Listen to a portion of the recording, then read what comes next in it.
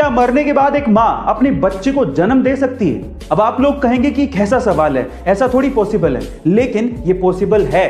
एक प्रेग्नेंट महिला मरने के बाद भी अपने पेट में पल रहे बच्चे को सक्सेसफुली जन्म दे सकती है। पर सवाल यह है कि यह होता कैसे है। तो डॉक्टर्स और साइंटिस्ट इसके पीछे यह तर्क देते हैं कि अगर किसी महिला की मौत उसकी प्रेगनेंसी के दौरान या फिर डिलीवरी के दौरान हो जाती है और अगर बच्चा मैच्योर्ड है तो मरने के बाद बॉडी में बनने वाली गैसेस इतना ज्यादा प्रेशर पैदा करती हैं कि बच्चा शरीर से बाहर निकल जाता है। गाइस, इसी को ही कॉफिन बर्थ कहा जाता है। अब हमारे लिए ये किसी चमत्कार से कम नहीं है।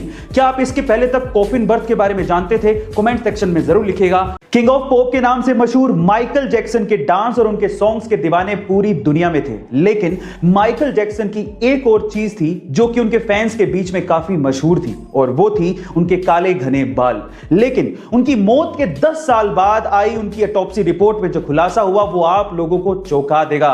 उनकी ऑटोप्सी रिपोर्ट में यह खुलासा हुआ है कि माइकल जैक्सन के सिर पे एक भी बाल नहीं था। वो जब भी पब्लिक अपीयरेंस और परफॉर्मेंस के लिए जाते थे तो वो सिर पे विग पहनकर जाते थे।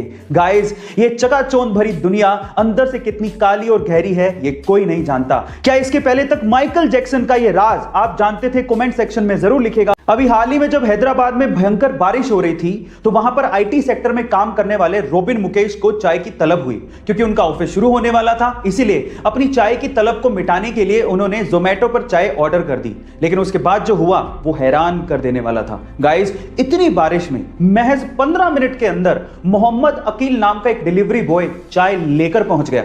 जब रोबिन ने अकील को देखा तो वो पूरी तरह से भीगा हुआ था। इतनी मेहनत देख के रोबिन ने अकील के लिए फंड रेज करना शुरू किया और देखते ही देखते 73,000 रुपया इकट्ठा हो गया, जिसमें से 30,000 रुपया एक अमेरिकी महिला ने डोनेट किया था। गाइस, अब इतनी मेहनत अगर कोई करेगा तो ये इनाम तो बनता ही है। हमें भी इन डिलीवरी बॉयज की हमेशा रिस्पेक्ट करनी चाहिए जो कि बिना मौसम देखे आपके पेट की भूख मिटाते हैं। गाइस, आपको ये जान के कैसा लगा? कमेंट सेक्शन में जरूर लिखिएगा। क्या आपने अपनी जिंदगी में कभी किसी सांप को चीखते या चिल्लाते देखा है? शायद कभी नहीं देखा होगा, लेकिन सोशल मीडिया पे तेलंगाना के करीमनगर जिले के रामाडुग्गू इलाके का एक वीडियो वायरल हो रहा है जिसमें एक सांप चीखता और चिल्लाता दिखाई दे रहा है। पर क्या यह वीडियो सच है? अब इसी का पता लगाने के लिए स्थानीय पुलिस ने जब जांच पड़ताल शुरू की तो मामला गड़बड़ाते देख वहां के एक शख्स ने सरेंडर कर दिया और कहा कि उसने ये वीडियो एक ऐप से डाउनलोड किया था और फिर उसके बाद अपनी आवाज देके उसे एडिट किया, लोगों के साथ शेयर किया और झूठी कहानी भी बनाई। उसके बाद ही पुलिस ने उसे पकड़ा, उसकी काउंसलिंग की और अगली बार ऐसा करने पर कार्रवाई करने की चेतावनी भी दी। अगर आप भी ऐसा कोई फेक वीडियो बनाने का सोच रहे हैं तो प्लीज इससे बचिए, क्योंकि बेवजह आप मुसीबत में पड़ सकते हैं। 2006 से पहले इंटरनेट को यूज करने के लिए माइक्रोसॉफ्ट के इंटरनेट एक्सप्लोरर को इस्तेमाल किया जाता था और तब गूगल का search engine by default set होता था। लेकिन 18 अक्टूबर 2006 को माइक्रोसॉफ्ट ने गूगल को लगभग बर्बाद ही कर दिया था जब उसने गूगल सर्च इंजन को बाय डिफॉल्ट से हटाकर अपने सर्च इंजन बींग को यूज करना शुरू कर दिया था।